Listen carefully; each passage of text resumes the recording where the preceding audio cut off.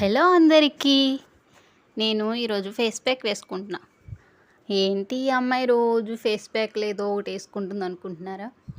రోజు ఏం వేసుకోవట్లేదు, వారంలో 2-3 సార్లు అలా వేసుకుంటున్నాను. అమ్మాయిలం కదా, వేసుకోవాలి అప్పుడప్పుడు. అబ్బాయిలే వేసుకుంటున్నారు, అమ్మాయిలం వేసుకోకుండా ఉంటామా?